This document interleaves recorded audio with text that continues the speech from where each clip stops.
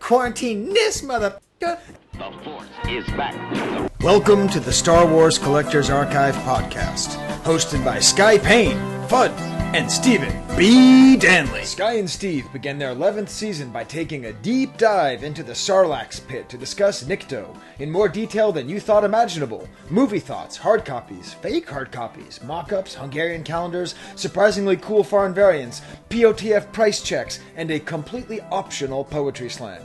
Let the 77 backs begin with Boba Fett's lamest wingman on the Kivecast. Wampa Wampa. Welcome to Kivecast 106. Yeah, so Steve, the last couple months we've just gotten really goofy. I mean, the whole world has gotten goofy, Skye. Yeah, the whole world got goofy. But I mean, first we had our 10-year anniversary. Yeah. Which actually didn't really hit home until I just said it right now. Yeah. That's pretty nuts. And then It's the nuts. whole COVID thing, which Ron put together, and I thought was great. Yeah, that was a lot of fun. It was a lot of fun. I think we're going to do another one of those where we'll just kind of call random people and see how they're doing. But today we're going to. I was thinking, Steve, what do we want to do? And we're going to be talking about Nikto, the first of the 77 back characters we're going to cover. Yep. Wait, did we skip the Ewoks again, or did we actually? No, we covered them in 105. Yeah, or the one before that, we got the two missing Ewoks. Yeah, that's how bad my memory is with the show, Steve. I don't remember. I think we did 2 episodes. That was the 10th ago. anniversary. Yeah, that was 10th anniversary. But yeah, so we are going to get so into Nikto. We are going to be up to our elbows in Nikto. Like I want you to imagine Nikto as being a cat, like a cow giving birth. And we are reaching into the cow's nether regions and pulling out Nikto. I want you to picture that in your mind. I was just gonna say, you sent me this text message that says, "Let's just dive deep with Nikto." So that's exciting. That's as deep as we get. This is cow birth deep with Nikto. Right. The main thing you have to. It's a great way to start a new season. Yes, you have to help me remember not to call him Klaatu because I've done that a couple times. I figured that it might happen. So yeah, I'll be ready for that. So we are gonna be our usual selves, and we'll talk junk, and there may be a poetry slam on its way. But how's things going there, Steve, in the Eagle Nest? It's going all right. I mean, the sun finally came out, so I've just been putting around in the yard a lot when I'm not hanging out with Tessa and Eleanor. But everyone's good, so thankfully everyone's healthy and just hanging tight. So yeah, we're loving all the pictures of Eleanor. It's very sweet. I am worried now that she's really thinking that we are the last 2 human beings on Earth. Like she hasn't seen any other. Yeah, it's all right. You don't have to worry about that until she's like 5. Yeah. Well, let's hope it doesn't stretch that long. But yeah, everything's good here. How about out there? Well, we're. So my son wants to build a computer, which is a thing people do nowadays. And so we're going to do that in our guest room. Our guest room, which got flooded a while ago, a bad dehumidifier incident. And so we basically redid the whole room, but not nice, right? There's bare concrete. We just threw random rugs on it and crap. It's a workshop now. Yeah, a couple blankets. But I did take the opportunity to put in blinds. And because I put in blinds, that gave me the chance to actually put up all my non-Chewbacca Star Wars. So right as I'm talking, this is probably the first time I've ever recorded the show looking at a part of my Star Wars collection.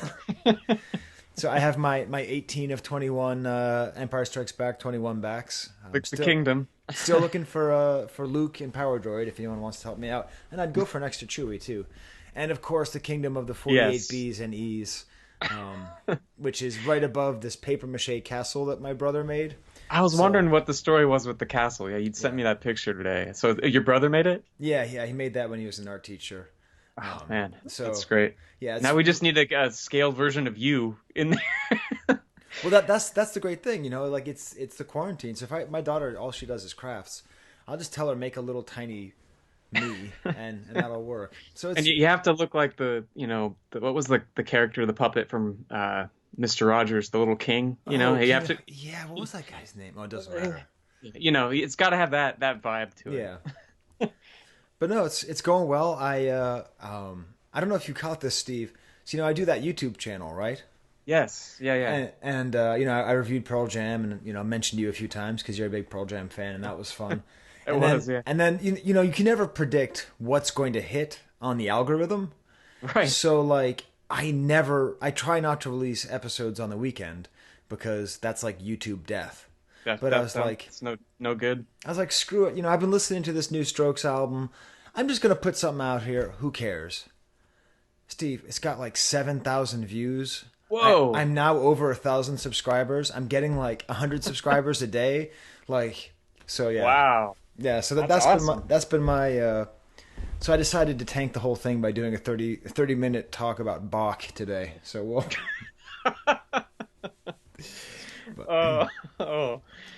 Yeah.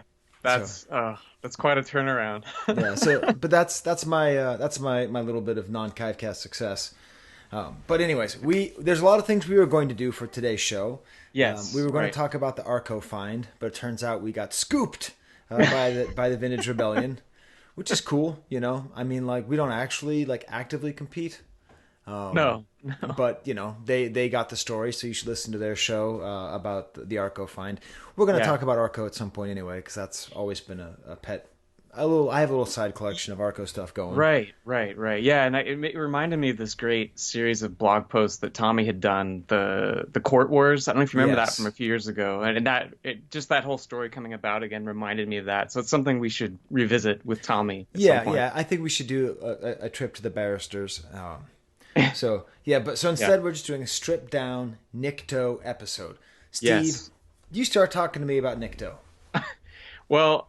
As you could probably guess, he's another one of my favorite figures. He's in that group. But it occurred to me that Nikto was involved in two of probably the most significant hobby transactions I've ever had. The first was in grade school, and the second was much later. But so I had my childhood Nikto, and I stupidly traded it to this kid, the only other kid I knew that had Star Wars figures. I traded it to him along with some marbles for a beat up 4-LOM figure. Somehow he swindled me out of it because I that's what happens with me. And I just said, I've never seen this figure before. I don't know what this is. Like, man. And he was really, persistent. So I caved, and then I immediately regretted it.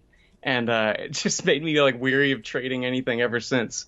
But wow. Yeah. So I lost my childhood Nikto. I don't even know where that 4-LOM figure is now. It's somewhere. But so that was where I lost my childhood figure. But years later, I was really, really lucky to have an unpainted Nikto hard copy. And it was that piece that I ended up, being part of a trade that I got the B-Wing pilot Power of the Force art. So it has this weird kind of cycle to it where Nikto, taught me two important lessons. It's like, first, really think a trade through before you do something. And then, you also have to let something special go sometimes to get something that's much more important. And that artwork is like, that's my prized piece for sure. It's my absolute favorite. And it meant, getting rid of this thing that I never would have ever thought I would have to get rid of to do it. So, and we might actually end up talking about that item later in the show. Yeah, right. But that's funny because I don't know. Wait, so you traded some marbles as well? Yeah, it was the height of the marble craze at our school at the time. So I think I did you grow up in Mayberry? What? There was never a marble craze at my school, man. You're younger than me, right? Yeah, marbles. Oh no, my favorite Aggie. Well, yeah, it was after the yo-yo phase. So we went yo-yos to marbles. So this was in the marble phase of Mountain View Elementary. It's probably 1993 or 4. And then you went to Jack's. Right. Yeah. Wow. Well, yeah, I did not know that was the origin of your B-Wing pilot art. Yeah, a big part of it for sure. Yeah. Yeah. So. Two trades. Did you give any marbles along with that trade? I should have, just to really make it symbolic. That should be your move. Be like, Steve, I got this package from you. It's just filled with marbles. Well, I don't think I have anything that dramatic really to say about Nikto.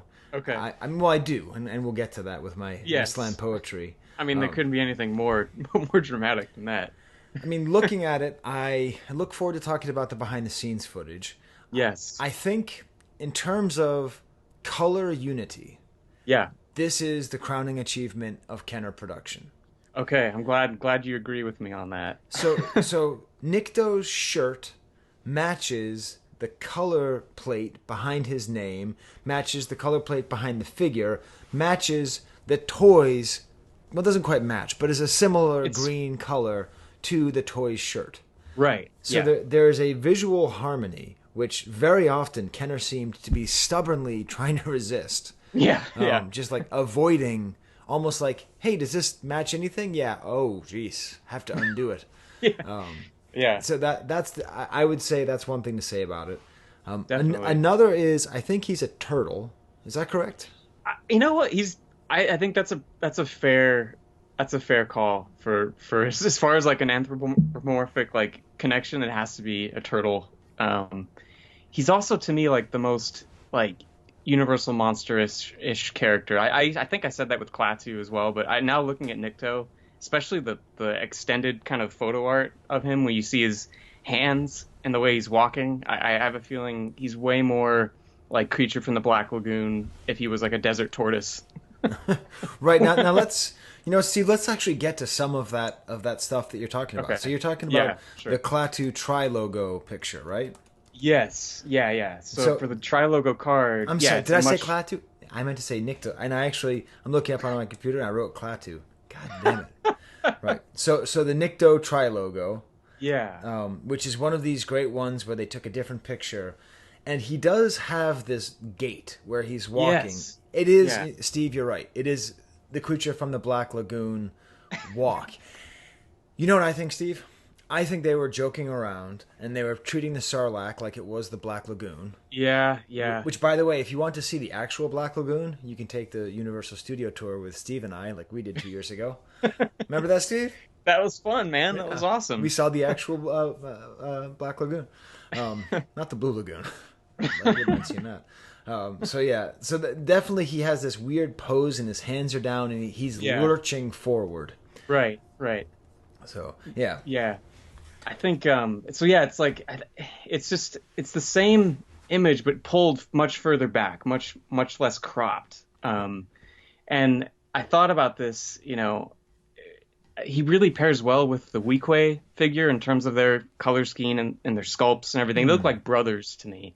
And another thing I realize is like when you're watching the movie, like Weequay, you never see this Nikto die. He just kind of disappears. And I like to just believe that they both survived together. And I think that the photo art kind of suggests that maybe he walked away.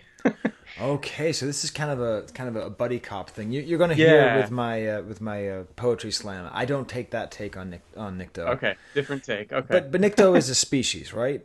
I did my diligence. I tried to go to the Wikipedia to understand the Niktos, and I can't. There's just too much nonsense. But they're supposed to be a species. Yeah. I think they're supposed to be a species, and there's quite a few different ones in the movie and on that have had figures made since then. And I really do think, just like what you're talking about with the color scheme, I think he was like the most toyetic Nikto to choose from. Like that's the most interesting in terms of the sculpt and coloring and all that. But wait a minute, Steve, you can't just drop a sentence like the most toyetic Nikto and expect me to understand exactly what you mean. So what do you mean? So you're saying the Nikto that they chose to base the toy and the card back on was the most interesting of all the Nikto? I think in terms of making a toy in 1983, just because the color, especially, I think just it's the different details in the pants and then the head. It has a lot of interesting stuff. I think a lot of the other Niktos have just kind of weird tunics and they don't just look as interesting, at least in terms of sculpting those toys back then. I think with this... Steve, I just realized something. Uh-oh. Klaatu and Klaatu Skiff are two different characters. They are. I always thought it was just Klaatu wearing his... why did this Klaatu get two separate toys? There's only one Chewbacca. You don't get long-haired Chewbacca and regular-haired Chewbacca, you know? Right. Oh my God! So they could have released multiple Niktos. They could have, yes, and then multiple Weequays too. Right. But yeah. And so you're saying in the modern line they have. They have, but yeah. not on the older line. Wow. Right.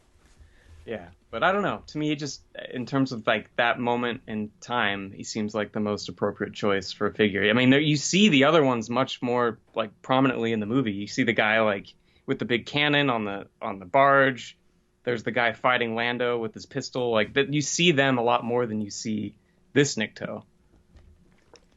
Wow. Okay. Yeah. Wow, that's more than I thought about Nikto already. And it's funny because in my mind I was thinking, you know what, Steve, let's just jump ahead and do the tri-logo. And I'm looking back at the notes you sent me for the outline, and it's literally the next thing in the like I didn't jump ahead at all. No. Steve, it's like we finish each other's. Oh God. You're supposed to say can't. Sandwiches. Let's see. I dodged it. That's okay. You dodged it. So you're just gonna have to let me know when you want the poetry pain to come, because there's a lot of that. Do you want to do the behind the Steve first? Sure. I guess it kind of ties into what we've been talking about a little bit. All right, Steve. Let's go deep behind the Steve and figure out more about Nikto. Let's go behind the scenes. Let's go with Dan and Steve. Let's go behind the Steve. Okay, so we were just talking about how you don't really see this Nikto very much in the movie. You see him in just a couple of shots. So he's on the second skiff that Luke jumps onto, and he has that same Kenner weapon. So they were really, really accurate with how he looks, which I think it's really cool that they were. But he's in one of my favorite shots where Luke is doing that really, really badly choreographed karate kick that misses everybody, and you see Fett kind of flailing by in the sky in the background, but you get a really clear shot of Nikto with his little staff there. And it made me realize like there was some really funny storyboards of Luke fighting different Jabba guys, and I noticed that in a lot of them, he's fighting what looks to be just a bunch of Niktos. Like they just kind of use a generic-looking Nikto-like character for him to fight, and he loses his lightsaber at one point, and he's really just going totally Street Fighter on all these Niktos. Right. And it's in the Rinsler storyboard book, which is it's great. But there's my favorite though. He's like spread like full eagle, like Stretch Armstrong, punching and kicking out all these Niktos around him, and it just like. To see that translated, it's clearly that was not going to work with the way the movie was being made. Right. He's basically doing a jumping jack. Yeah, it's a 4 jumping feet jack in the air while kicking people around. Yeah. In another one, he is doing Street Fighter is correct. The proper sound is. You know the Yes. kick that Ken does. That's and Ryu? it. Where he's spinning around with one leg, right? Yeah. Yeah, I just I love that, you know, the visual connection to it really does look like kind of like the Kenner Nikto that he's fighting in a lot of these. Right. But yeah, I don't know. I love the kind of lost in translation aspect of these storyboards to the actual like kind of goofy fighting that actually happens on screen. Now let's get a little bit critical of Lucas. Okay. Okay, first of all, you can tell they scaled down a lot of their expectations. Like they were going to do all this awesome, you know, babushka karate stuff, and they just went with just random air kicks. Yes. I've been doing nothing but giving Neil Scanlon hell for his kind of bland and samey aliens. Yeah. Return of the Jedi, I mean... That's where that kind of started. You have to say it. Yeah. Well, it wasn't episodes 1, 2, and 3. I mean, Nemoidians are interesting, and they don't look anything like, like the Kaminoans, right? Like, each of those aliens you want to own toy. You compare, like, the Cantina aliens right? Yeah. versus the Skiff aliens. Yeah. I mean, truly, Steve, only because we've done these shows could I tell you definitively which one's Klaatu and which one's Nikto. I know Barada because that one looks weird, but, like... You know, like, that's just... And when I was a kid, I certainly never thought, oh, man, Luke is kicking Niktos. I just thought Luke is kicking lizard people in the desert. Right. Yeah. That's essentially what's happening, yeah. Yeah, I don't know. It's interesting. I wonder because Jabba's palace has plenty of crazy looking aliens in the palace, but maybe it was just like a simply for like fighting. You needed these guys that are really generic in terms of their design so that it can actually move around and survive shooting in the desert. I don't know. Right, It's just odd. be more agile because you couldn't have a man out there. Though I kind of wish. All right, special edition 2020. Yes. Let's add a digital man out there going nuts. Yeah, all of them. Yak face, everybody. Like get everyone out of the onto the skiffs. Yeah, Oh, Steve, God. that's very cool. I think that's an interesting idea of how generic Niktos were. Yeah. And yeah. Well, Steve, All this is where I put into my thing the poetry slam. I think we're ready, right? As ready as we can be. Well, first let's do the Skyku. Yeah. I'm still going to do a very still Skyku. You can tell I'm very interested in the concept of Nikto being the middle of the Klaatu Nikto Barada constellation. So here is my Skyku. Okay. Horns, sand, and dry wind. Middle child of the dunes. Black-eyed, wordless death. Very nice. Yeah, I actually really like the black eye detail of the figures because on screen they kind of have eyes that look kind of weird. They're just human eyes, but the kind of soulless black eyes of the action figures I think works a lot better. Yeah, it's much spookier. And again, I'm going to keep doing Pokemon references. They look like Dittos, which are these weird Pokemon that have these weird eyes. Okay. All right. Now, Steve, I wanted to challenge myself with a poetry slam. So, I've done one for the Ugnaughts, right? Yes. And yes. that was that. I did one for 2-1B. Right. So for this one, I wanted to really delve into it. And I should warn you, Steve, it tops out at around 5 minutes. I have a recorded version of it, and I'm not sure good. if that's going to be better than the one I'm going to do for you. So here's what I'm going to do. Yeah. The whole poem is going to start with me giving you the timestamp if you want to skip it. I don't blame you. Genius is not for everybody. But this is the general conceit that I have. The Nikto is sad. Nikto is desperate. That Nikto has these horns that you can't touch. You can't be with him. He's incapable of intimacy. In order to overcome this, he shoots spice. So in this world, spice is the equivalent of heroin. And as you know, often junkies will shoot not just their arms, but their feet and their legs. And they try to hide that. That's sort of an important detail for the purpose of this poem. So the whole concept is that the reason that he works for Jabba is that he's trying to get money for spice. And the only reason he has spice is because he's just waiting to die because he's so miserable. And that when Luke Skywalker shoves him into the sarlaac, it's actually death's sweet release. So no alternate happy ending with Weequay in their joint venture. No, I like that. So I'm going to actually, I don't want to hear you laugh, breathe, or moan. Right. So I'm going to perform this. I'm going to take out my headphones, and here we go. I've dimmed the lights. Skip to 27:14 to miss this whole mess.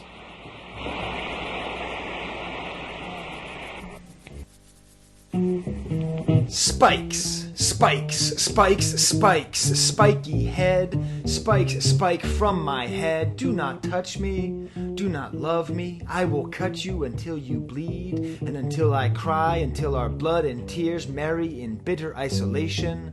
Do not love me. Klaatu Nikto Barada, I am the middle child of a fraternal order of disgusting, filthy, and disposable villains. I am Nick 2. Nick to be, Nick not to be, that is not even a question. Do not be me. I do not want to be me. I don't just want to die. I want to unlive.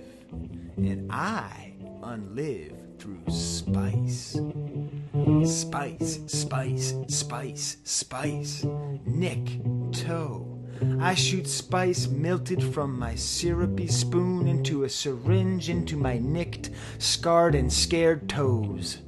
I shoot the spice into my Nikto to hide the tracks of my tears, the track marks of the opiate that dulls my senses and solaces my angry, unliving soul. The source of my solace, spice, the reason I serve the slug. Slug, slug, slug, slug, the drug-running, slave-licking slug, the slug whose frog-drunk fingers couldn't touch me, wouldn't touch me. Oh, but no. You see, I am the slave that he licks. Not the lithe dogs at the end of his chain. I am at the end of an infinite chain that is much shorter and much longer. I am naked, more naked than the bikini slave girl. I am one of his many arms that extend out from his corpulent, rotting, living corpse. I am his fist that punches and his legs that kick. I wield the axe in his name, and in his honor to his ends I amputate, kill, intimidate, and absorb all I see to feed it to his gaping, gaping, gaped mouth.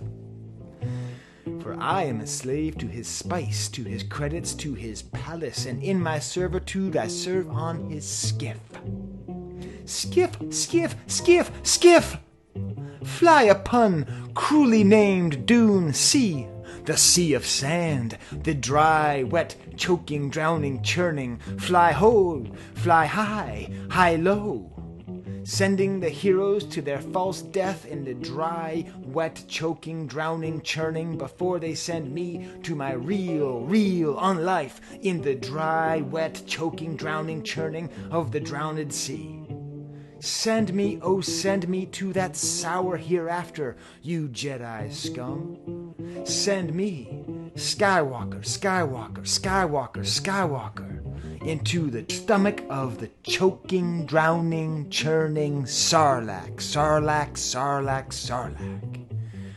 Peace through war, unlife through death, I will rest my spikes.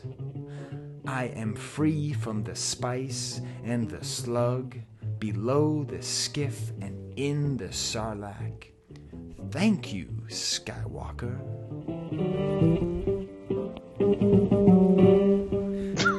Okay, I'm done. Whoa. Oh. Yeah. Wow. Yeah. Well, I have to pretend like I'm doing that ironically, but I'm totally not. I think I really missed my calling, Steve. I think, there's many things that doing this podcast has shed light on, but I think that might be the most true. I think you will see slam me poetry. in no time in actual slam poetry competitions. But yeah, I know it was a long way to go for the joke of Nick Toes, but I mean, doesn't that like I'm sure there's some backstory as to why he is the way he is, but I think my backstory is better. Because I like the idea of him just sitting there, just praying for death and just sort of half-heartedly fighting. And like Luke does a fake kick, and he's just like, "Oh, he kicked me," and he jumps headfirst into the sarlaac. Why don't we jump to the nugget, Steve? The Nikto nugget. Now we've talked about him as being a suicidal junkie. "'Tis a nugget from the archive. 'Tis a nugget." They're gorgeous.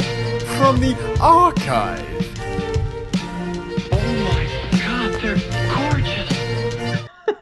Oh man. All right. Well, so for this, I thought since we're starting a new season, right, with the 77 back characters, I found something that is Nikto related, but it also kind of introduces that whole set of characters. So what we're talking about, it's an internal Kenner photo of the 77 back characters. They're all in prototype form.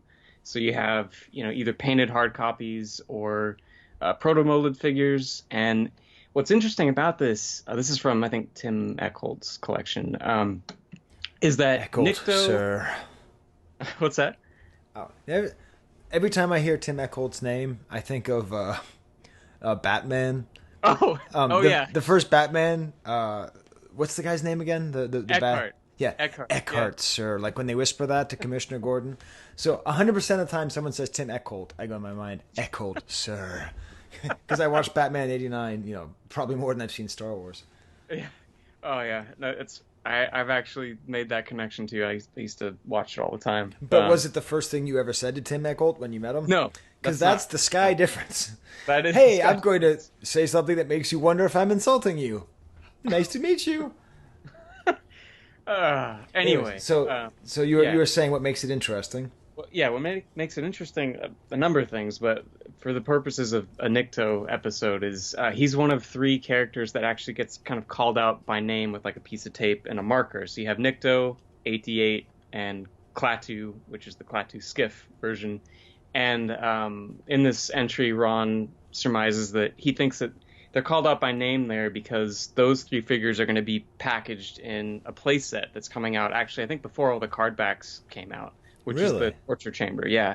So I figured we got to go full on to the torture chamber next month with 88. But I thought, as a way to kind of jump into this set of figures, this is a cool jumping off point. But yeah, so the Nikto, he looks pretty much like the production figure. But some other interesting things here, like, you know, the Wicket has a different sculpted face. He's got a little more of like a furry beard, and he's missing his cowl. And then you have all the characters that have cloth capes and accessories. None of them have them. So the Leia poncho doesn't have the poncho. The Han trench coat. What is this for? What is this picture for? I think it's an internal, picture for reference, as far as I know. I mean, I don't think it was meant to go out or be published anywhere. I think it just seems like, because a lot of the figures aren't totally finished, it's just a way to kind of represent the new batch of toys coming out, at least for people working in Kenner. I don't know, though. I mean, it's interesting. You wouldn't see, to me, I don't think you would see something like this published in a catalog where a lot of the figures aren't complete or finished and whatnot. So yeah, I mean, Leia with combat poncho has no poncho. Sans poncho. Yeah. And on trench coat, no trench coat. So yeah, it's just I just thought it was cool to see. Yeah. No, this is a good. I think we should come back to this image and look at it each time to sort of see the way that it varies from the final one. Yeah. And it's funny. One of the things I was thinking about highlighting, that's highlighted by the Jabba's Dungeon playset, is just how much they overplayed their hand with the Klaatu, Nikto, Barada thing. Yes. Because it's like Klaatu, Nikto, and Barada. There's a 3-pack. Actually, Pete Fitzke texted me seeing how I was doing today, which is cool. I mean, I should respond to him. But he has a whole entry about every multi-pack with Nikto, and there is a 3-pack that's Klaatu, Nikto, and 88. It's like so disappointing they never actually got it. No. I mean, imagine if they did it now and there was like 3 characters: Huey, Dewey, and Fred, and like 12 months later they release a Louis figure, right? Yeah. Yeah, though they really could have gone with it, but not quite. It's like either have 1 or 3, but don't ever have 2 of them together. Right. This is my new rule, Steve. Start the clock. Start the clock. Good afternoon. At the tone, time will be real. Listen, guys, how about we don't name characters in 3s if we're not going to put them in 3s, okay? Well, that's definitely an interesting way to think about it, and a way to announce our upcoming slate. Because definitely, if you had asked me what are the next figures we're going to review, I don't think I would have gotten most of these. So next is 88, and eventually we're going to get the B-Wing pilot, huh?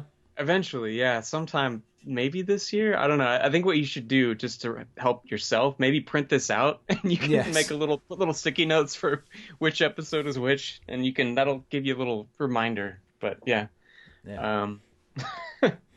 Well, cool. That is a cool nugget. I like that because we're going to be talking about other valuable items and other interesting items. Yeah. But this is one of these weird things in the hobby that have amazing value but aren't valuable, right? Right. Like that picture, I'm sure if it's in Tim Echold's collection, it's probably the 500th most valuable thing in his collection. Yeah, Or if you take some just of the paperwork that people have, or these things that aren't particularly important in terms of the way they look, but just the significance. Yeah, absolutely right. All right, so Steve, and yeah. so you want to start talking about hard copies again, don't you? It's. I mean, we kind of did already, but did, you brought up a good reason to do it. I did, Steve. Yeah. I So- did research. You know, now that I've got the quarantine, I'm teaching all my classes online. I did make all my students watch one of my YouTube channels. Oh, Maybe I should make boy. them listen to an episode of the podcast. Break down my theories on Nikto. Yeah, Just the slam poetry. Just have them analyze that. yeah. So I think the way to really understand this is what'll help me, Steve. And you're going to actually have to put on your expert cap here. Oh boy. Because you own hard copies, right? I have like one complete one, and then I have had parts over the years, but yeah. Okay. So what we're going to talk about is something which we have mentioned in the past. We have, yeah. But it's worth discussing, and that is the Great Blue Harvest scandal. Mm-hmm. So if you look up Nikto on the Star Wars Collectors Archive, our site, Steve, Our home. our home, which apparently intermittently has been going out.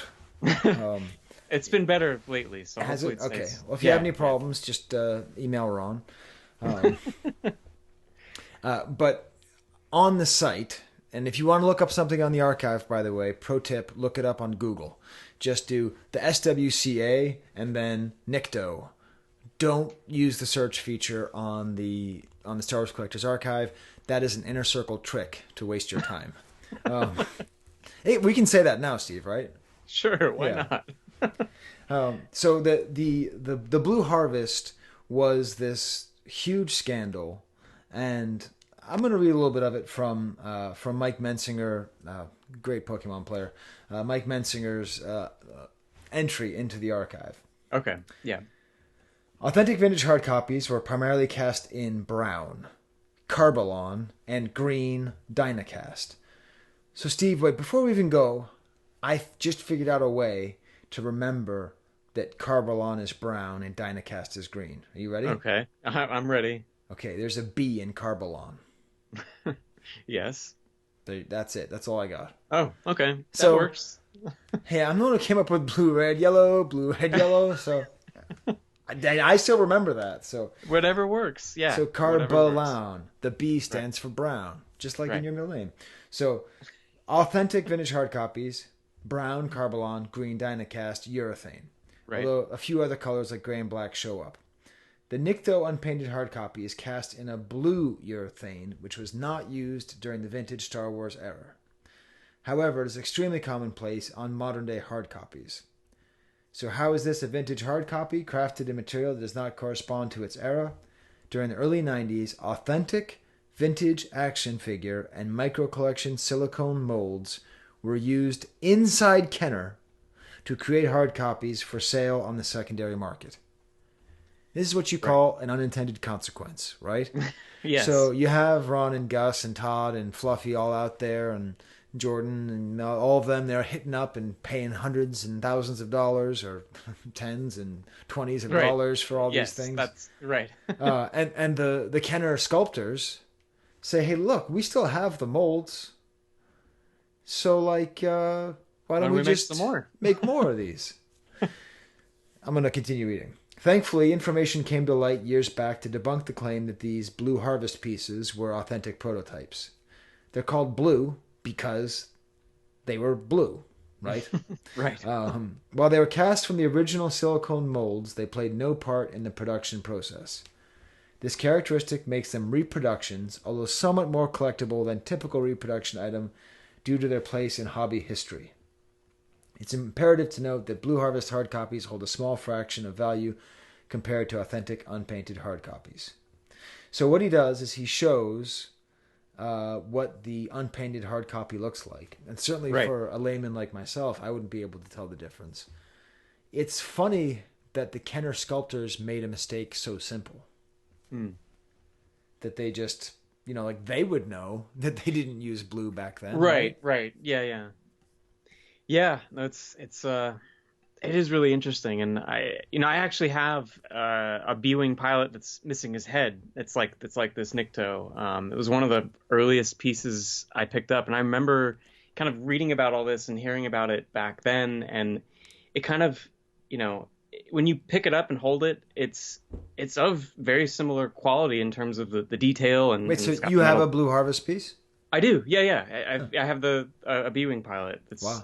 missing his head, but yeah. So when you look at them, you take it apart. It's very similarly constructed, but yeah, it's the color that makes it stand out. And I think what at least drew me to something like that is, it's really not all that significant in terms of process or value, but the fact that it basically is replicating that process and that quality is what made it interesting. And so it is kind of crazy to see how the Blue Harvest pieces, just like everything else, have gone up in terms of price and all that. And I don't know. I know there's quite a bit of it out there, but I don't know. So here's my idea, Steve. Let's use our amazing influence and coin these pieces post-production. Right? Because that indicates that it's still made by the same people, but it's not pre-production or even production. Yeah. It's post-production. And it has its own value. Right. It's novel post-production. Yes. Yeah. Because people still they'll still put them in their pre-production, but I imagine that you have it next to your real hard copy, right? So yeah, I don't have a hard copy for the pilot, but I have it next to the proto mold. Yeah, it's in the lineup of stuff I have. I think, it works as a placeholder, I guess. Yeah. Yeah. So then that means that for all of the Blue Harvest prototypes that exist, there presumably are silicone molds in existence. Or yeah, at least there were back when, at whatever year these were being made. Yeah. Steve, where are the silicone molds? Well, I think that's a tricky question. I mean, I know there's a handful in collectors' hands, but have you've seen them? Yeah, I think we both have seen at least a couple. I feel like. Okay, yeah, of the micro collection, sure. No. I've seen silicone molds from the micro collection up my butt. But yeah. How many no, 3 3/4 silicone molds have we seen? Not nearly. Don't as you many dare come to as me the a Top micro. Toys thing. I'm done talking about Top Toys. No. Don't worry about that. Okay. No, I'm thinking it was a couple of years ago. I feel like Yehuda and Micro Rob, a couple of people had turned some up, and I think they were being sold, within the community on Facebook, and I don't know if any were on eBay or whatnot, but I know Right. some definitely came to light. Right, But the Vlix ones came up. yeah, and there were some other characters too, like the Luke Stormtrooper was one of them. There's some other. But it was all from characters. that find. Yeah, but that's like you're saying. I think for a long time, the only ones that were really out among the community were more the micro collection ones. So yeah, I think it's more recently that you'll see the actual 3 3/4 inch ones kind of out and about now.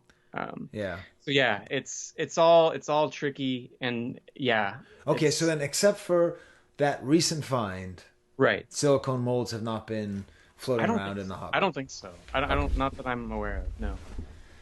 And of course, there was that. Do you remember when those things came out and there was that kook who was like trying to say that we should be careful and that they're probably fake? God, what was that guy's name? Oh, yeah, that was me again. Yeah, that was you again. What did Ron call me last month? The Crusader? Yes, the Crusader. Yeah. Anyways, people who know way more than I do looked at the molds and said they're 100% legit. Skye, you're crazy. I'm just saying, caveat emptor, these things are out of nowhere.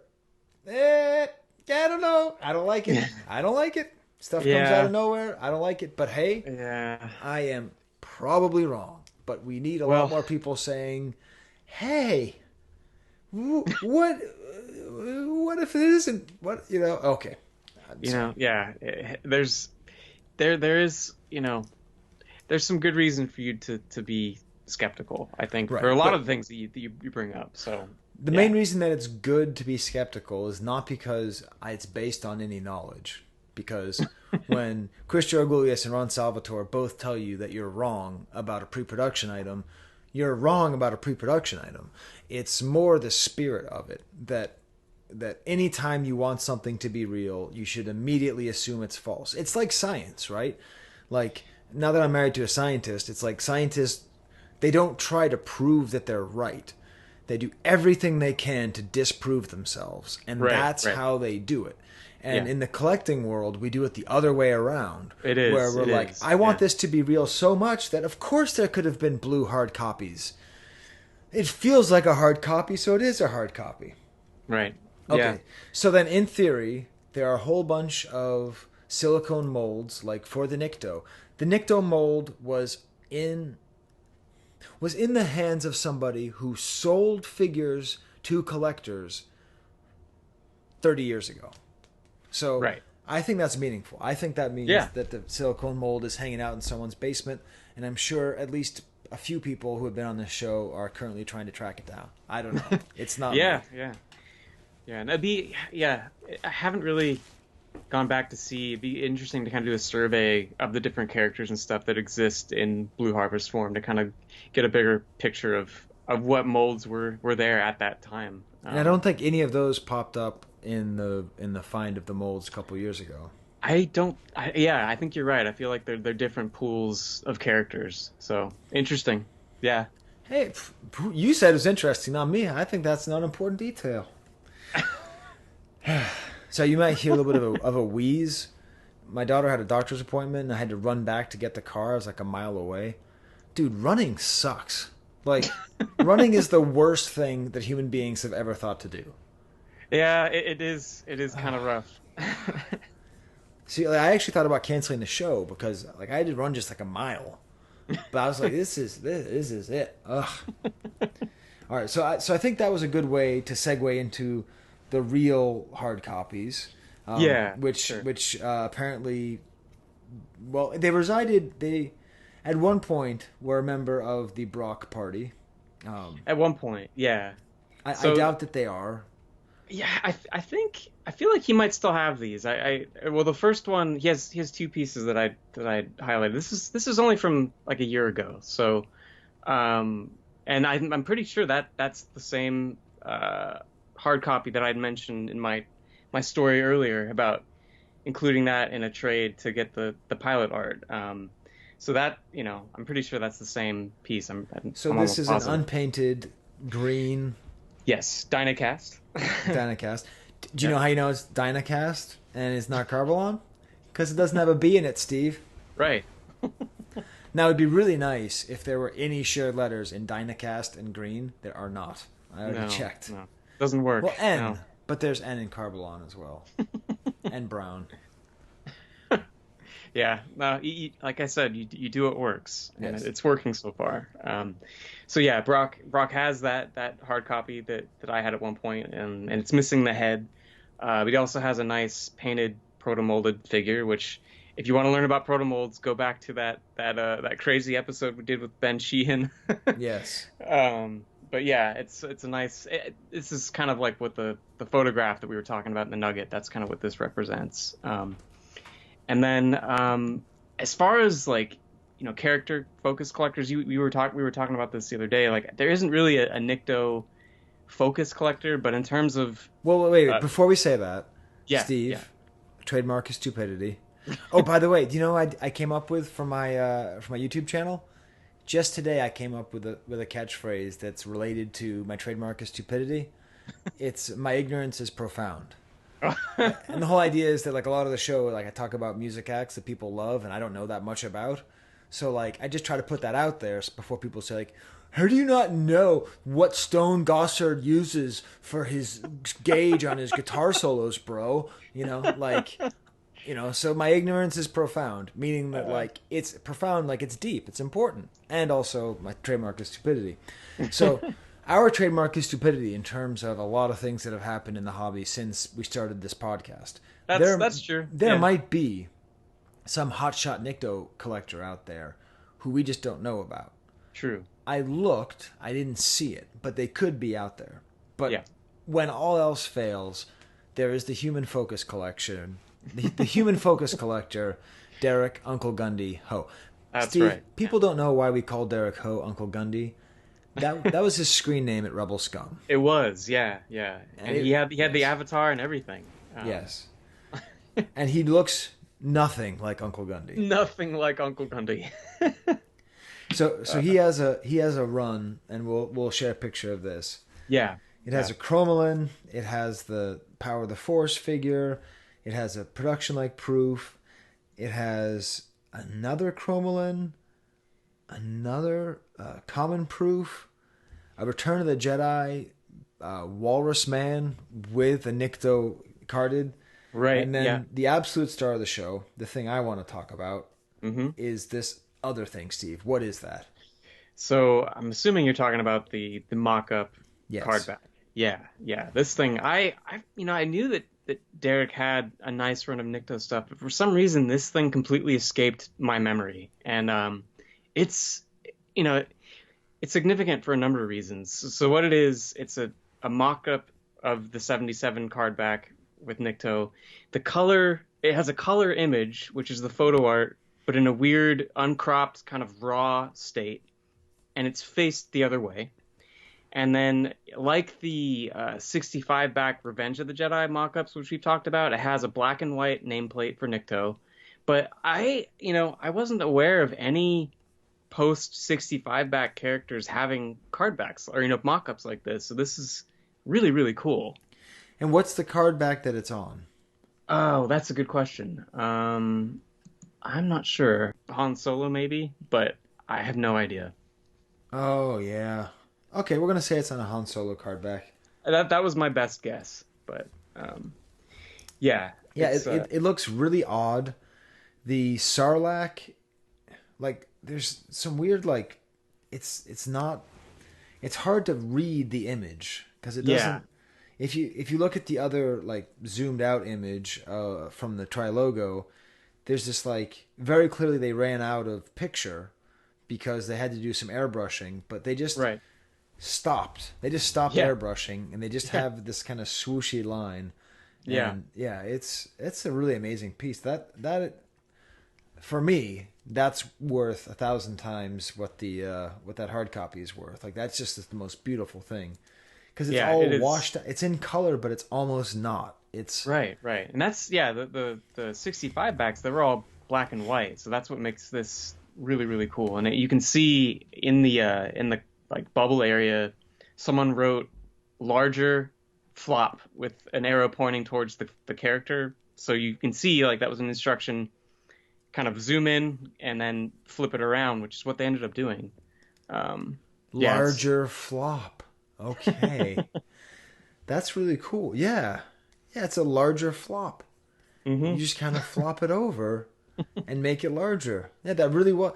So that really is like a mock-up. That's like a real deal. Kenner designers trying to figure out what to do. Yeah. That's an absolutely stunning item. I wonder if there were other 77 back characters that had this. I mean, they had to have been done in some form, but I just wonder if any of them survive. It'd be awesome to know.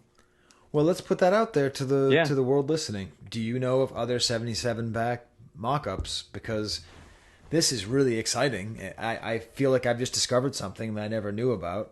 That happens when you look at truly excellent collections. This is just a super rare, awesome thing. Yeah, definitely. Hey, do you want me to bring you way down? Oh, no.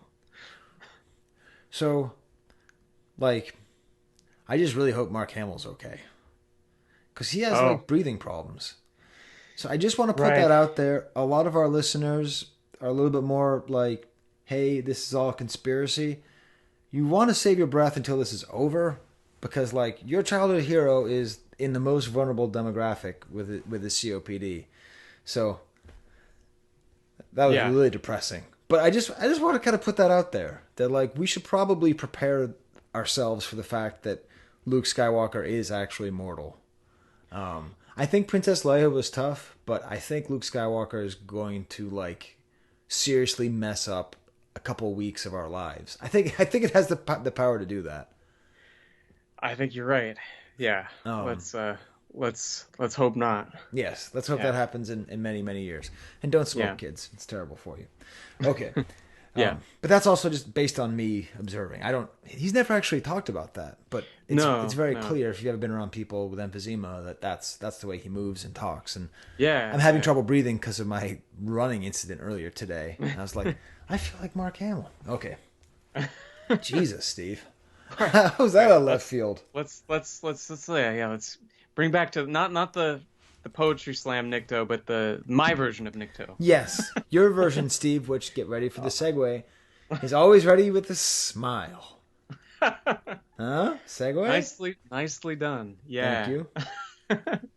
All right, so I had sent you some pictures of some Nikto bagged samples. So these are just the loose figure in little plastic bags. The first one, at one point, I owned both of these. I only own the Smile one, which is, I guess we'll talk about that first. But Smile was one of the manufacturers in the, I think they were based near Hong Kong. And this looks like it was at one point probably stapled to an index card, like many we've talked about before. You can see there's little staple holes in the bag. And it just has black marker. Let me pull up the picture real quick. I think it just says Smile, and then it has Nick in quotation marks. Yes. And then there's a second one, and I think this is actually in Derek's collection now. It's in that group picture that we'll put on the show notes. But this one I like because it's in a much bigger bag, and it's got I gotta pull up the thing. It has a designation Assy Nick. Yeah, what is that? I have no idea. I have really don't. I'm not sure. Like, I first Assy thought Nick. like That might have been assortment? his. You know what? It's because he was known for being on the Skag. It really does wreaks havoc on your digestion system. Opiates and stuff. So he was famous for not going to the bathroom ever, always being bound up, and then having to take tons of laxatives.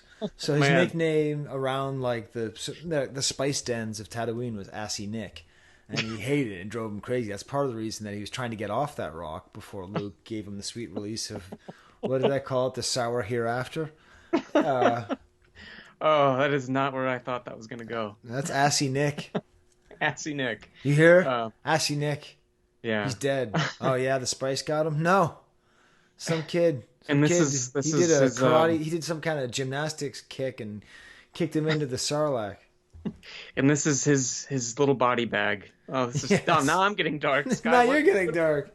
What are we doing here? Trying to have a nice time. I can't help it. Trying to have a nice time. But yeah, these are just another fun. There's a lot of Nikto stuff out there, and I remembered just the kind of funniness of Assy Nick. So figured if there's ever a time to highlight it, it's now. So. And there's no other way of reading this other than Asssynik. I don't think so. I've never thought of Nikto as Nick either. No, that's yeah. Hey, yeah, wow. You see, this is great because this is one of these characters that could easily be forgotten, easily be overlooked, but just the amount of attention that we're giving to it, we're just learning so much about about Kenner's production process, right? Yeah. I mean, we've learned about the prototypes of the 2D, the prototypes of the 3D, the fake prototypes made the post-production items that were made, and the how the card back was made. It's awesome. Yeah, you can really unpack a lot, and you just never know. I wasn't quite sure, and sure enough, there's plenty out there. So hopefully this trend continues. Yeah, we'll get going with 8D8. Trilogo Joe used to collect 8D8, right? He did, yes. Does he still? Yeah. Is he still around? No, I'm not sure if he's still around. I feel like he still collects, but I don't think he collects Star Wars much anymore, which it's unfortunate. It's one of those crazy things. I was thinking about this is when we started the podcast, oh yeah, 10 years from now we'll talk to so and so, oh they let go of their stuff a long time ago. Yeah, they're out. Well, I remember thinking that. I remember thinking that when we get to 88, but I also remember 10 years ago having some interaction with him where I felt like he gave me the hi-hat. So I sort of always held resentment against him, but I don't know if it's for any good reason. I just remember him just saying something kind of pissy to me, like Assy Nick would. So I don't remember what it was even. Like, it wasn't like I have some kind of burning hatred. I just remember some interaction left me with a bad taste in my mouth. And then he just never came to America. And then now he doesn't collect Star Wars. Yeah, so, I think that's the case. That's the situation now. So, yeah, hey, if you're listening to this, don't stop collecting Star Wars. Like, whatever else you're going to collect, trust me, I've had other collections. It's always going to be Star Wars. So just take your G.I. Joes, take your gun collections, take your really cool sports car, just cram them with walnuts, because just stay with Star Wars, Don't be like Joe. Oh yeah, it's a good mantra to follow. That being said, I would like to get him on the show to talk about his run, even if he doesn't have it anymore. No, I remember what it was, Steve. Well, I remember the idea of it was that he came out with his Tri-Logo site at around the same time we came out with our podcast. And I remember feeling sort of like we were these like trailblazers on the next generation of the hobby, bringing information forward. And I felt like he just sort of treated me like just someone who he didn't want to talk to. So that's what it was. Well, but speaking of tricky segue, Steve, speaking of tricky things that are overseas, Steve, you just wrote international flavor in my ear. I don't know why you wrote international flavor in my ear on the show notes. There's a couple pieces. There's speaking of tri-logos, there's a tri-logo Nikto that has a Dutch clipper sticker on the front. So it's got this little circular sticker with a yellow star and red text. And then on the back, it has, I think, a little peel away catalog, which is pretty neat. So that's one, probably fairly tough Nikto piece to come by if you're going to try and put a run together. And then there's also the Lily Letty, of course. They have a Nikto version of that. And there's a Lily Letty Nikto figure. Yes. Yeah. Now, I'm just going to look it up here on Google. A Lily Letty Klaatu. Son of a... Okay. So let me see if I can see... Is there there's a carded figure, just because usually they just go nutty with the colors. Yep. Yeah. The color's a little bit deeper green. It's a little different. Yeah. It's like the contrast when you play with the photo. It's exactly. Like all their contrast is just messed. It's like they were Instagram before Instagram. Right. Yeah, and then like the figure itself, I think, like there's some minor differences in terms of the color, like you were saying, and then as far as another kind of fun international piece is one that's featured in Kellerman on, I think, page 112 for anyone who wants to pull out their copy and look at it. But it's another one with a clipper sticker, but this one is just a regular Jedi 77A back. So it's the regular card back, but it has the same kind of circular starburst sticker and then a clipper sticker on the front. And I'm sure this is one of those ones I think, that Todd had kind of helped sell back at a couple celebrations ago.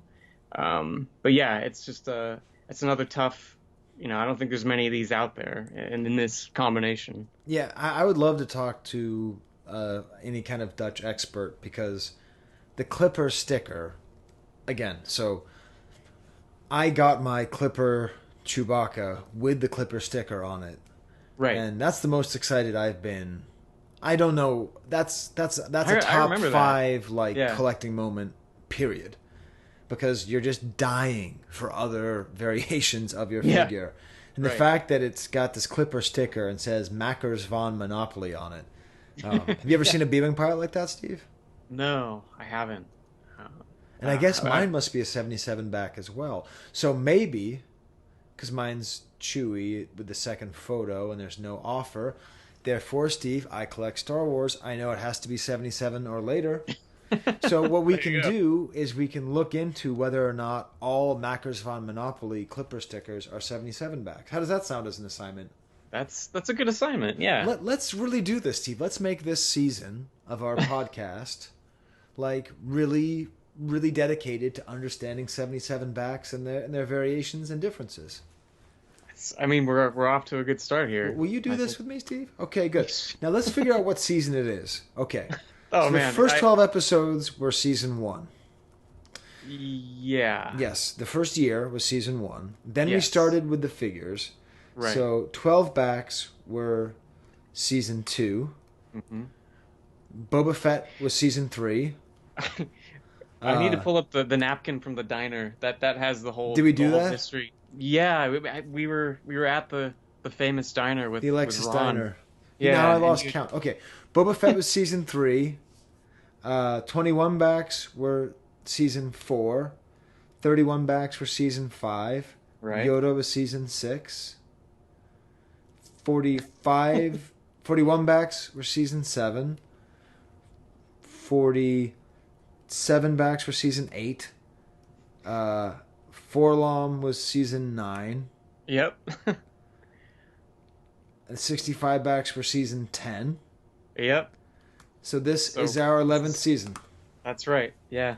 I just found the picture. It was the back of a menu at the diner. Okay. And you had it all right. Yeah. Wow. Well, it's Yeah. good to know because on Rebel Scum, you can see in my signature line when I stopped using Rebel Scum, it's like listen to the Kivecast now in its 3rd season. So Oh, that's great.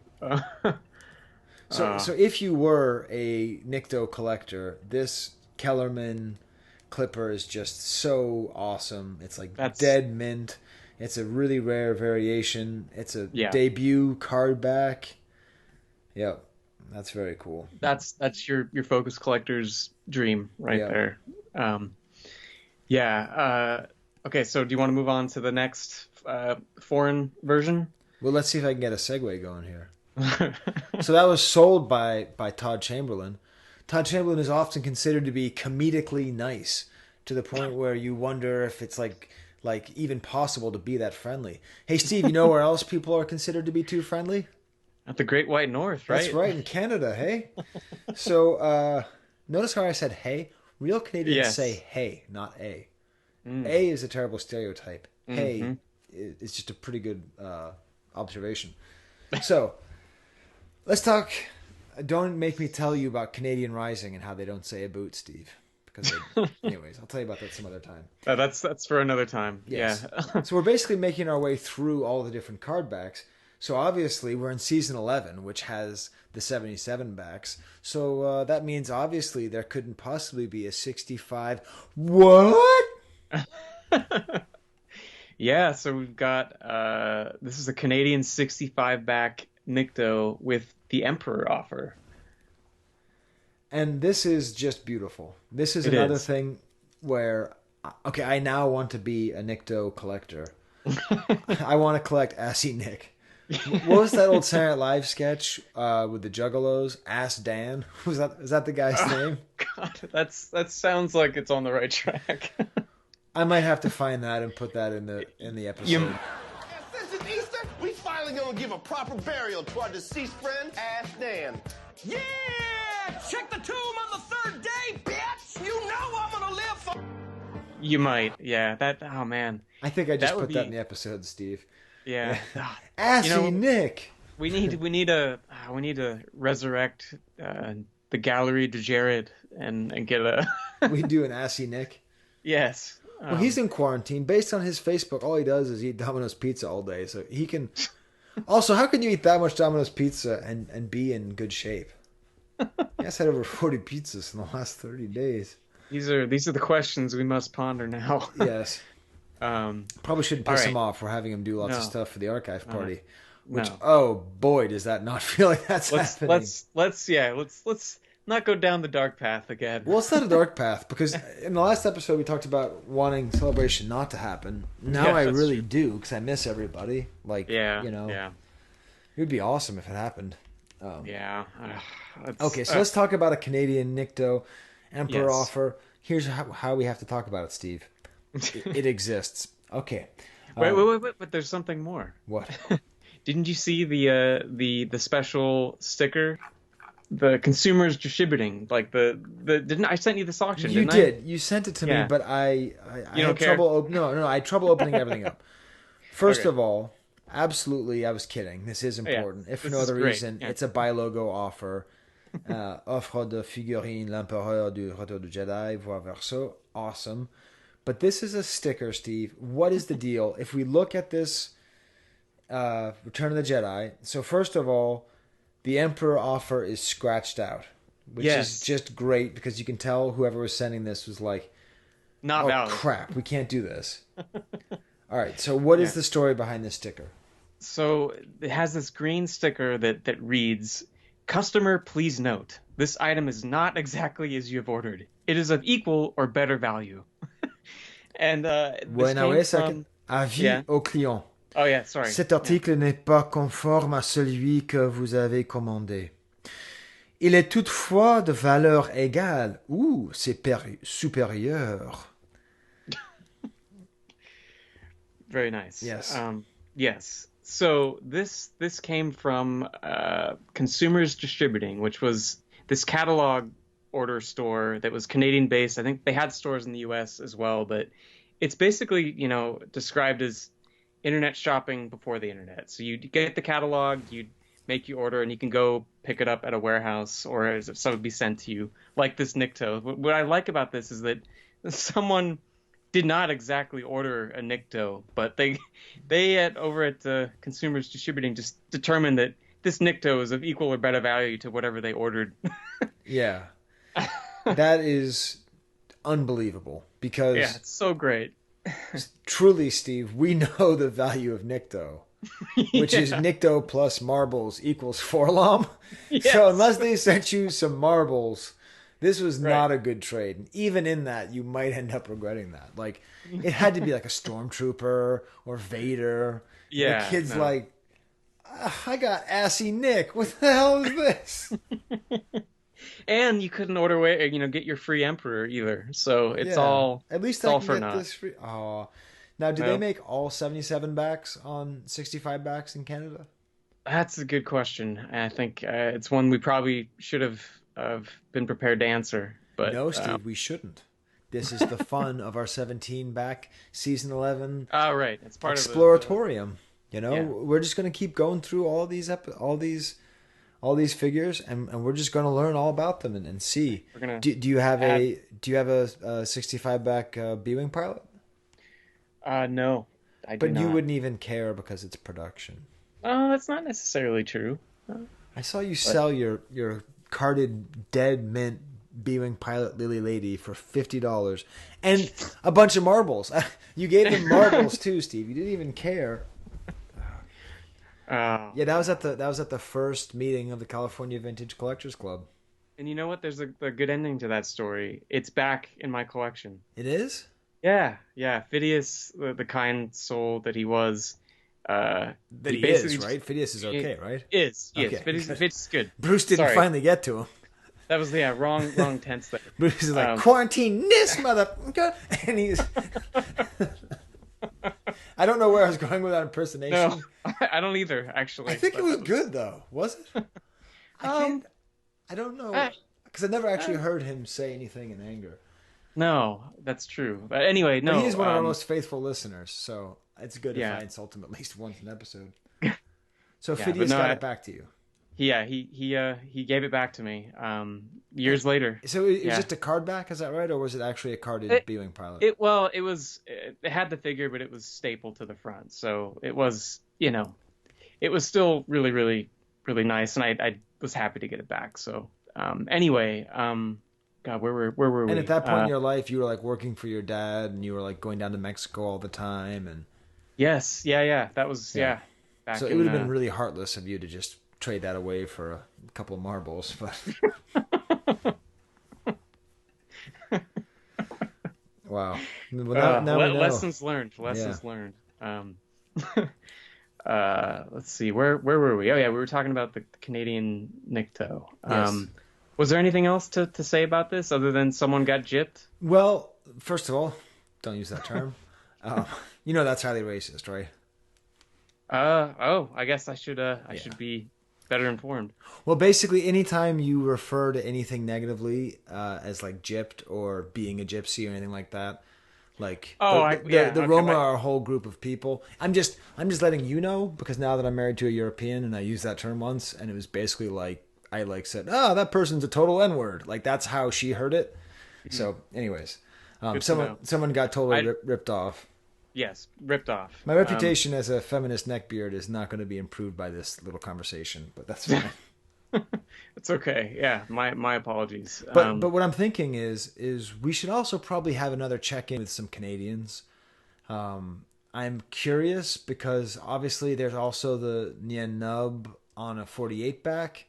Right. So is it like, how common was this? Like, oops, we have an offer on a previous thing, you know? So, Right. Crossing over the past generation's card back. Yeah. Yep. Yeah. Steve, I'm loving this episode. This is really fun. I'm having fun with yeah, Nikto. it's good. Little junkie, banging the gong around. Where are we here? Well, I think we're at the unloved. So there's a lot of yeah. unloved to get. I have brought an unloved, and you brought an unloved. Oh, so let's get to unloved.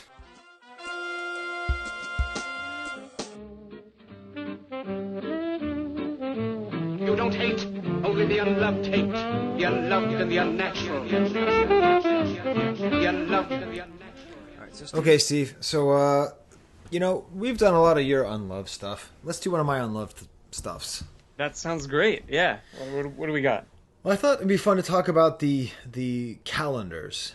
Right. So this is a very underappreciated realm of the hobby, which are these mostly, I believe, Hungarian. Yes. Hungarian pocket calendars that they would give out at banks. And it's just like a standard thing where you just give out, you put your name on the bank, and then people carry. I guess Hungarians need to know what day it is a lot on their clock. I don't really understand what it is, what's going on in Budapest. But it's this really funny picture, and I haven't seen this picture anywhere else. And it's Nikto next to Boba Fett. Yeah. It's that famous scene of Boba Fett where he's like doing his little head nod. I never noticed Nikto next to him. He's got that like weird he looks like the guy who is cramping somebody's style. Like Boba Fett is all super rad, and he's got his dented helmet, and he's sitting there, and he's like, he's no good to me, Dan. He's all that stuff. And Nikto's just like, hi! Are you bounty hunting now? I mean, I know you're not bounty hunting now. I sound like such a fanboy, but like, what are you up to? Can I stand here? I mean, I know I can stand here, but are you cool if I stand here? Am I cramping your style? No, it's cool, man. Jabba sucks, right? I mean, what do you think about Jabba? Yeah, he sucks. My God, look, that's Luke right there. Oh man, yeah. So this is just great. There's something about this expression. He just looks. He's trying to look badass, but he just can't. He just can't. And this is one of those other Niktos like that we were talking about earlier. He's. I think this might be the guy that Lando fights on the skiff. Okay. But I don't remember seeing this anywhere else either. So, it's an odd publicity still of Boba Fett and Nikto, right? In the palace, just chilling. With Return of the Jedi, the title slightly cropped out. Yes, and also Steve. I mean, your turtle passed, right? Yeah, he did. So I mean. Maybe Nikto would be a good character for you because you loved your turtle and he looks like a turtle. I did. Yeah. I mean, does he look like a turtle? I think he does. He's got the kind of beaked face. Have you thought about getting another turtle? We have, but probably not until Eleanor can maybe have one of her own. That's kind of what I'm thinking. Yeah. I feel like I came up with the name for your turtle, Steve. Did you now? Yeah, Assy Nick. I'm just telling you, Steve, we plan on knowing each other the rest of our lives, and you will definitely get a turtle at some point in the rest of your life. You are naming that turtle Assy Nick. I don't care what Eleanor says. I don't care what Tessa says. I don't care what you say. That turtle's name will be Assy Nick. Yep, it's in the contract now. It's happening. I was cool with you coming up with your name for your own kid and everything. That's great. Right. But Assy Nick, yeah. Oh God, why am I so dark and depressing today? Oh man. That was good. That was good. All right, so let's get to your unloved item, Steve, because I have a beef to pick with your unloved item. I'm sure. I guess I'm not surprised, but sometimes I feel like the stuff I picked it's pretty well loved. But anyway, what I picked this time was the Battle at Sarlaac's Pit board game, and what made me think of it was, I thought, I'm pretty sure Nikto is depicted on this thing, and sure enough, he is. He's in this, really, really glorious artwork on the front of this box. I think it depicts maybe what the skiff battle was meant to look like in George's head, like you were talking about, a little more epic. Well, let's talk about what this is a little bit more. Yeah, sure. So it's a board game. Yes. It came out. And the reason I'm bitter about it is going back to bad family memories, having hung around with my, way too hippie-ish parents, to put it kindly. That when we were in Rhode Island in our summer home, the place where I got married and, where Steve was there, there was no cable and no TV, and there was nothing to do and no video games. And we had this Battle at Sarlaac Pit. But if you have kind of checked out parents who aren't interested in doing any work, and then you have a 7-year-old kid, this game is useless. You have to have a doctorate degree in origami to get this game going. It's some kind of weird folded together thing that you have to do, and it is such a frustrating mess. And so I remember very keenly being there and just feeling like, this is my favorite movie. This is one of my favorite scenes. I can't wait to play this. This box, like Steve is saying, is just beautiful. The scale is just gorgeous. Jabba's barge is gigantic, and the skiff is here, and the Weequay are falling off, and Lando's hanging on the bottom, and Luke is swinging away, and even, Chewie just looks absolutely badass in this image. Yes, he does. Yeah, there's some really strange stuff going on in this image compared to what took place on screen. And so I saw that, and then I open it up, and there's these dinky figures and these kind of cool cards, and I couldn't figure out what to do at all. The directions took a lot of time. My parents were always like, "What? No." So I never got to play it. So that's my bad family memory. I think it's a valid beef because, I was pulling up an old blog post that Amy Schoberg had done, kind of highlighting all the board games. And she points out in here that, in fact, 3/4 of the instruction book is devoted to the assembly instructions. So, right. It was much tougher to put the thing together than actually play the game. And it's very strange. The figures, there is a little, the way that the conceit of this is that you have, your heroes, and then you have the bad guys, which is a bunch of Gamorrean guards, which, in the artwork, you just see a bunch of Gamorrean guards on the skiff rather than all the different characters. And then you have one Nikto and then Boba Fett. That's your kind of bad guys you have to go through. And the figures are so crudely done. It's so strange. But I love the artwork on the cards. It is very nice. I'd come across some of these before, and I had made copies, and I actually made magnets out of the artwork on those cards. So I think I sent you a picture of Nikto on our fridge.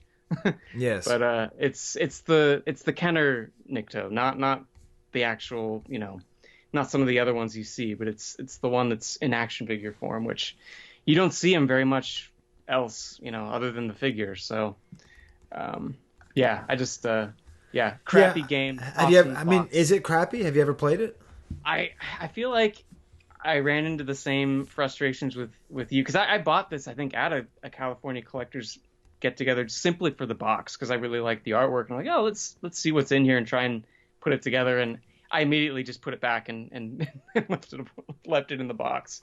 Wow. It's just it's too bad. It is Nikto's time to shine. It is. Yeah. Nikto really gets a real, it's him and Boba Fett. It's the dream of the Hungarian card. It is, exactly. This all ties together. I feel like there was a time maybe where it seemed that Nikto and Boba Fett were going to be kind of like, the new duo, the new guys, Han and Chewie, but for the bad guys, It's just you and me, right, Boba? But Boba just goes, he's no good to me. Dead? No, just he's no good to me. I don't want anything to do with this guy. He smells and he just keeps eating lettuce. Yeah. This is definitely. And let's get to the main issue, which is this apostrophe S. Yeah. Sarlaac's Pit. What is this? Ruth's Chris? You ever try to explain Ruth's Chris Steakhouse to a non-English speaker? It doesn't make any sense. No. So Sarlaac's Pit. They don't call it's the Sarlaac Pit, right? Yeah, or the Pit of Carcoon, or whatever. It's not the Sarlaac. It's not Sarlaac's Pit. Yeah, interesting. Sarlaac is the monster, right? Yeah. Weird. Sarlaac is the monster. Very, very weird. Well, that's an awesome. Hey, how about Turnabout, right? Where the most unloved Nikto items are the ones that are affiliated with Boba Fett. Yeah.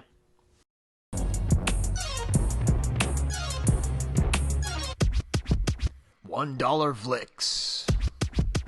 Market watch. So, Steve, you came up with some kind of market watch. I don't know what this thing is. You don't? Okay. It's really fun not having other people on the show. I mean, it's fun having other people on the show. But we haven't done just a you and me episode. I can't remember the last time. But speaking of like having not done something in forever, I hadn't done a market watch in years. Like to actually like look stuff up and put it together. So it was actually really fun to do this. So the conceit I had for this is that it's a two-parter. The first is it just posing the question, which is more valuable, an original Kenner carded Nikto or a modern Hasbro vintage collection Nikto?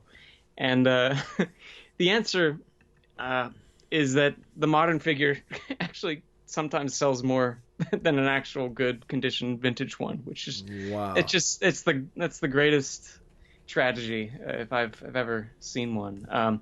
So I sent you an example of a pretty nice Nikto 77 back. It's in good condition, but it's not graded, and it sold for $54.95.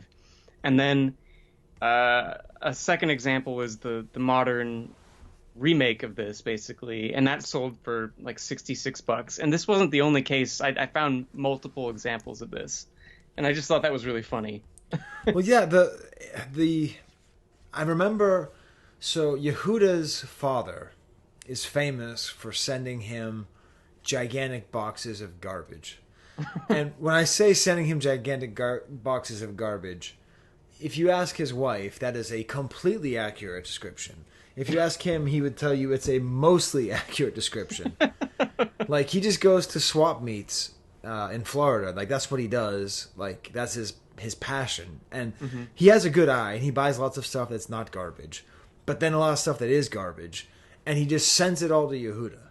And so one time we were there when he got one of these packages, and in it was one of these vintage collection wickets. Oh, and okay. one of these vintage collection Princess Leia slave gear. Okay. And he's like, "Oh, take them. It's fine," because the kids love Ewoks and they love Princess Leia. They're worth like $80 a pop. Yeah, I was shocked. Yeah, that vintage collection is, I think, really hard to put together. I think they really sold them in pretty low numbers. Yeah. Certain ones of them. And I can see the value. I can see the desire to try to put them together because they do look like old Kenner stuff, and I bet an entire run of those looks nice and is fun to have, especially on the fronts. I mean, we're doing this, Steve. We're talking about Hasbro. There's something charming about the fact that this has an offer, and the offer is not actually trying to imitate an old offer. No, it's saying you could win a life-size Darth Maul statue signed by George Lucas. Actually, I'd kind of like that. That'd be sweet. So, like, it's this cool Darth Maul sticker on there, and that's I don't know. It's kind of ugly. It sort of doesn't fit. It's like a real offer. It's like the way they would have done it. Yeah, it's in the same spirit as the vintage offers, which, yeah, you got to appreciate that a bit. Yeah. Yeah, I like this vintage collection. I've been wasting my time, Steve. Yeah. Okay, so yeah. so that's $10 more than a good vintage 77 back. Yep. Debut card back of Nikto. Exactly. Just Wow. Yep. Crazy. So the second part of this, this is a broader topic really, which is talking about the power of the Force Nikto.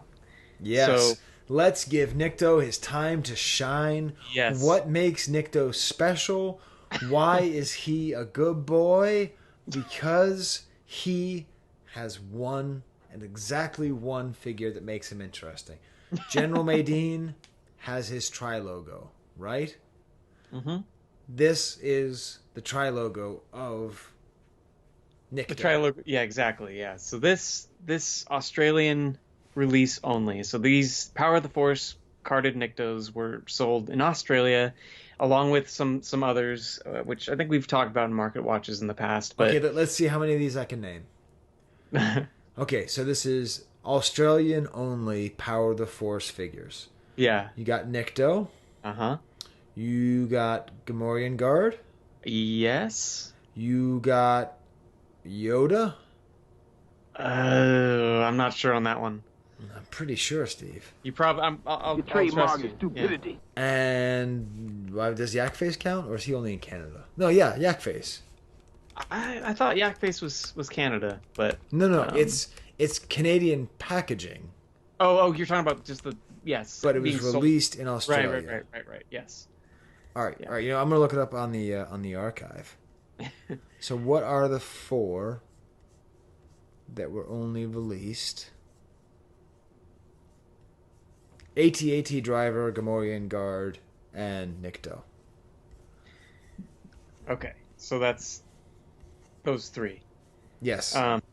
So, yeah, what's odd about the Nikto and the AT-AT Driver is that both of those were sold with Warwick Ewok coins. So neither of those characters had Power of the Force coins made for them.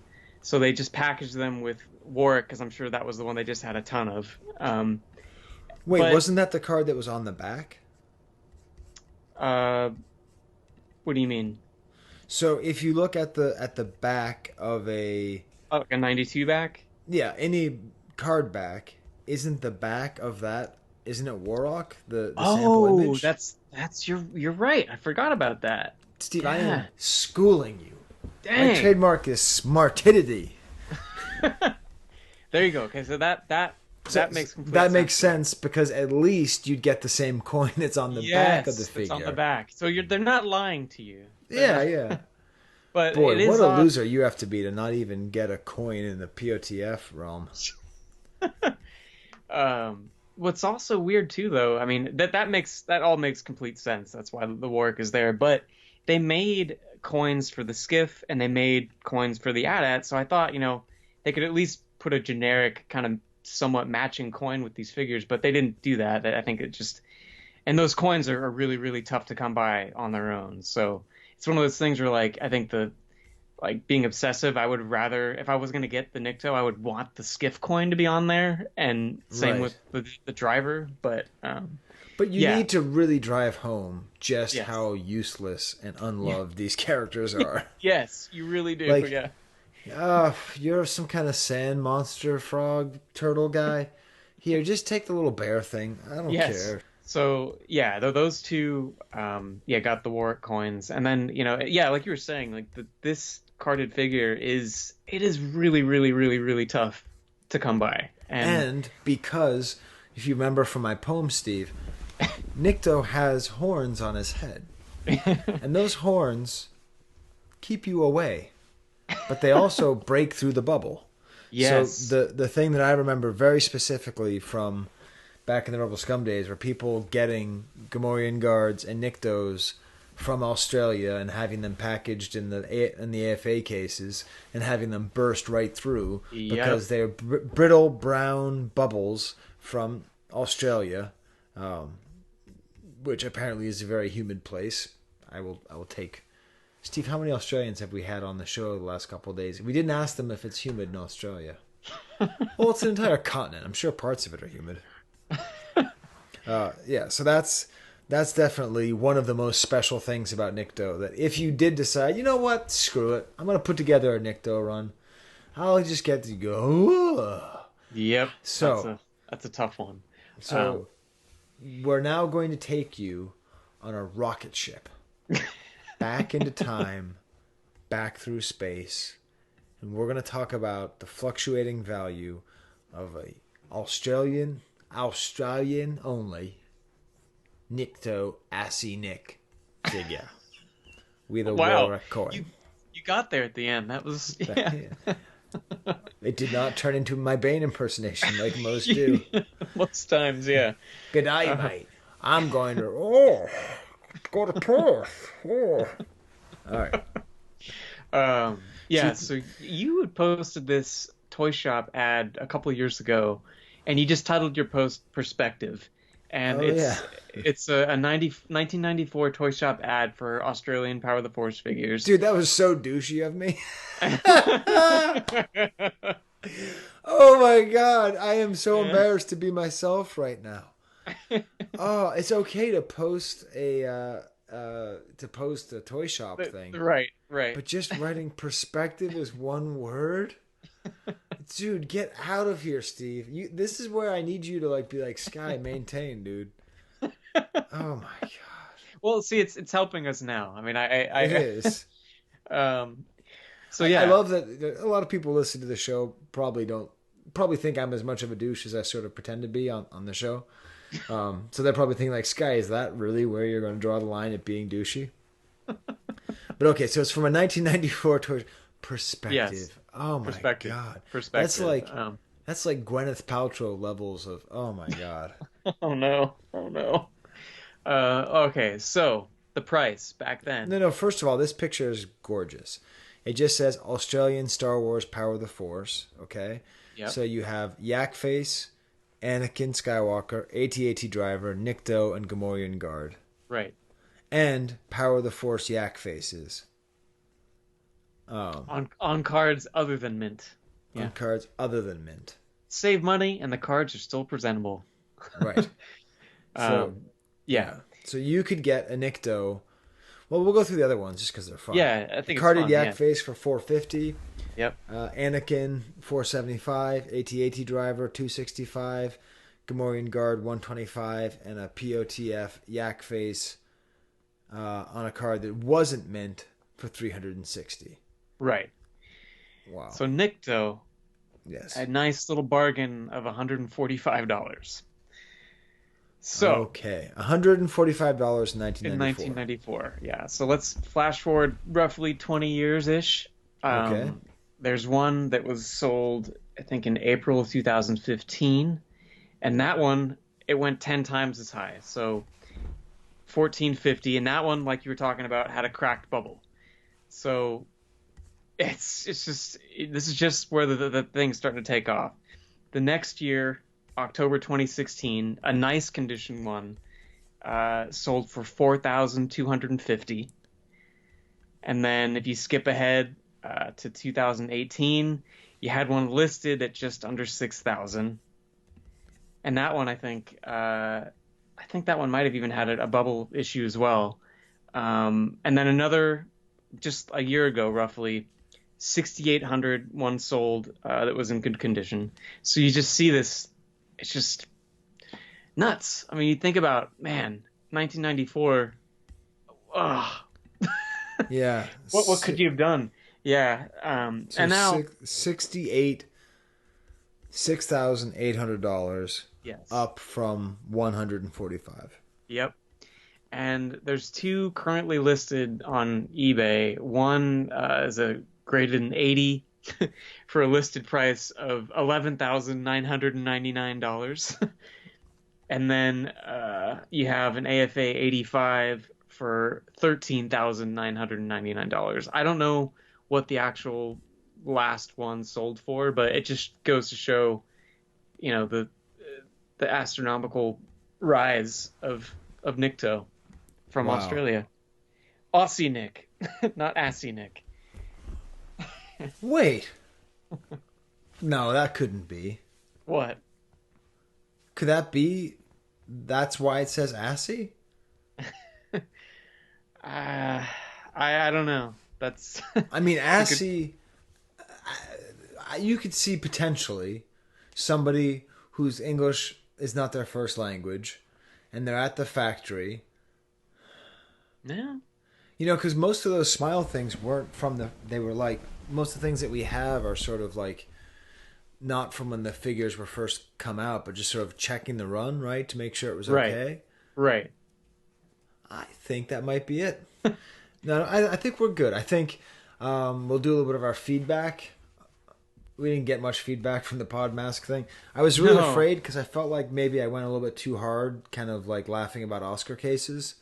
Because I really do like Oscar, and I was teasing, I was saying how the cases were bad, but I never even gave him a chance to correct it. So that's kind of that's sort of my bad. You know what I mean? Right. I think I was a little bit harsh, but fortunately no one cares. So no one said anything. No one said anything about the Argentinian stuff, getting worse. No. So, hey, I'm just a crusader. If crusaders weren't evil, which they mostly were. Wow. Yeah. So yeah, that's our feedback. And next week we're gonna get a hold of Joe and do 8D8. Yeah, I really should try and track him down. I know we were trying to check in with Ron at some point too for another blog log, which I don't know if it'll come out before this or not. But it's good to be on another round of characters. Yes, it is. And as always, this is the longest we have ever been tied in fantasy baseball. So we're well into April, and we're still. I still tied. have a chance. I still have a chance. Oh, wow. Yeah. Crazy times. Cool. Well then, wampa wampa. Adios.